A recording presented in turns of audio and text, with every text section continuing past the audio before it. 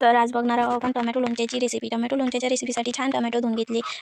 पाण्यामध्ये टाकून 2-3 वेळा टोमॅटोंना छान धुवून टाकायचं. त्यानंतर त्यांना थोडा वेळ पाण्यात सोडून द्यायचे. नंतर थोडे सुके करायचे बघू शकता तुम्ही. आणि नंतर त्यांना पटकन चिरून घ्यायचे. चिरताना थोड्या मित्रांनो लंब्या फोडी चिरायच्या. शिजण्यासाठी सोपे होते म्हणून आपण लंब्या फोडी चिरून घेतल्या आहे मित्रांनो. अलीकडे एका भांड्यामध्ये तेल टाकून त्यात जिरं टाकून छान तडका घातलेला आहे. त्यात थोडी अजून सोप टाकायची आणि नंतर लगेच त्याच्यात थोडं तिखट घालून घ्यायचं मित्रांनो. आणि छान त्याला 5 मिनिट मिक्स करून घ्यायचं. त्यानंतर लगेचच टमाटर टाकून द्यायचे. टमाटरना छान मिक्स करायचं 5 मिनिट. ते जळलं नाही पाहिजे मित्रांनो. नंतर 30 मिनिटासाठी याला छान झाकून ठेवायचं. छान नंतर 30 मिनिटानंतर त्याला मिक्स करून घ्यायचं. बघू शकता तुम्ही. 30 मिनिटानंतर आपण त्यात थोडी साखर घालून घ्यायची.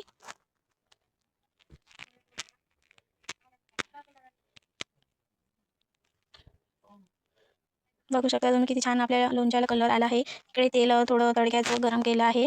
नंतर ते तेल गरम केलेलं आपल्या लोणच्याच्या भांड्यात टाकून द्यायचं आहे.